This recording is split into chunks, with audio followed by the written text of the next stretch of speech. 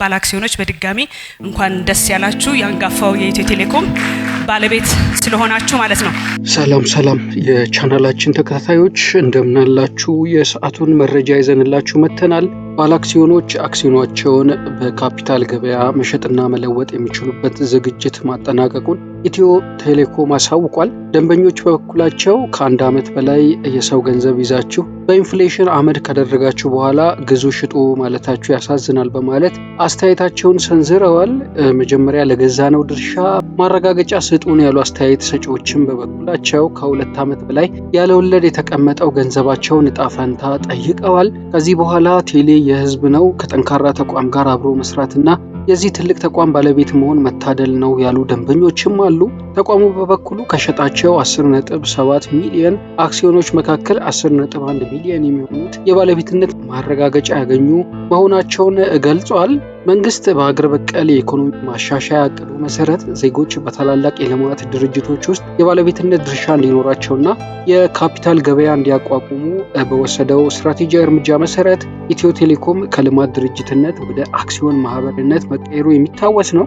ኩባንያው የመጀመሪያውን የ10 በመቶ የአክሲዮን ሽያጭ በስኬት በማከናወን ለ47377 ዜጎች በድምሩ 10.7 ሚሊዮን አክሲዮኖችን ይፋ ማድረጉ አይዘነጋም። ዛሬ ደግሞ ኢትዮ ቴሌኮም ለሁሉም ባለአክሲዮኖች የሚከተለውን እጅግ ጠቃሚና ወቅታዊ መግለጫውን አውጥቷል። ባለፉት ወራት የባለአክሲዮኖችን መረጃ የማሟላት ስራ በስፋት ሲከናወን ቆይቷል። በዚህ መሰረት አጠቃላይ አክሲዮን ከገዙት 47377 ዜጎች ውስጥ 84.5 በመቶ ወይም 39942 ገደማ የሚሆኑት የባለቤትነት ማረጋገጫቸውንና አክሲዮኖቻቸውን ወደ ዲጂታል መልኩ የመቀየር ሂደት ሙሉ በሙሉ አጠናቋል።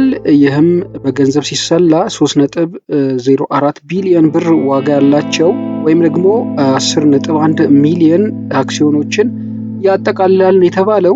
እንግዲህ ኩባንያው በኢትዮጵያ ሰነደ መዋለ ነዋይ ገበያ ላይ ተመዝግቦ ማገበያየት መጀመሩን በደስታ ወቁልኝ ሲል ነው እንግዲህ ዛሬ ያሳወቀው። ኢትዮ ቴሌኮም ባለፈው ዓመት የ10 በመቶ የአክሲዮን ድርሻ ለመሸጥ ወደ ገበያ ማቅረቡ ይታወቃል።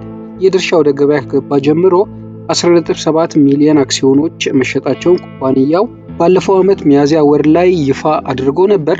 የተቋሙ ዋና ስራ አስፈጻሚ ፍሬሕይወት ታምሩ በዛሬው ዕለት ለመገናኛ ብዙሃን በሰጡት መግለጫ ከተሸጡት 10.7 ሚሊዮን አክሲዮኖች ውስጥ የባለቤትነት ማረጋገጫ ያገኙት 10.1 ሚሊዮኖቹ መሆናቸውን የገለጹት ባለፈው ዓመት ጥቅምት ወር ላይ የተጀመረውን የአክሲዮን ሽያጭ ከ47000 በላይ ኢትዮጵያውያን ባለሀብቶች ተሳትፈውበታል ተብሎ ነበር። የባለቤትነት ማረጋገጫና አክሲዮኖችን ወደ ዲጂታል የመቀየር ሂደታቸውን ሙሉ በሙሉ ያጠናቀቁትና የ10.1 ሚሊዮን አክሲዮን ባለቤት የሆኑት 45000 የሚሆኑት መሆናቸውን የተገለጸው።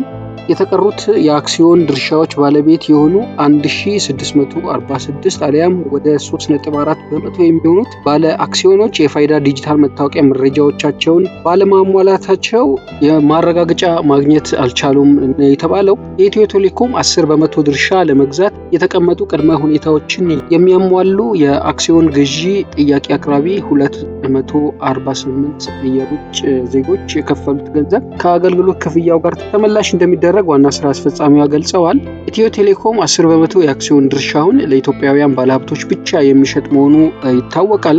የኩባንያ ዋና ስራ አስፈጻሚ የአክሲዮን ድርሻው ሽያጭ በቀጣይ ሌሎች ሂደቶች የሚኖሩት ቢሆንም አሁን ላይ ለኢትዮጵያውያን ባለሀብቶች ብቻ እንደሚሸጥ ነው እንግዲህ የተናገሩት። የኢትዮጵያ ካፒታል ገበያ ባለስልጣንና ማዕከላዊ የሰነዶች መዋለ ንዋይ ግምጃ ቤት ሂደቱን ያጸደቁት ሲሆን ዝግጅቱ ሙሉ በሙሉ መጠናቀቁ ተበስሯል።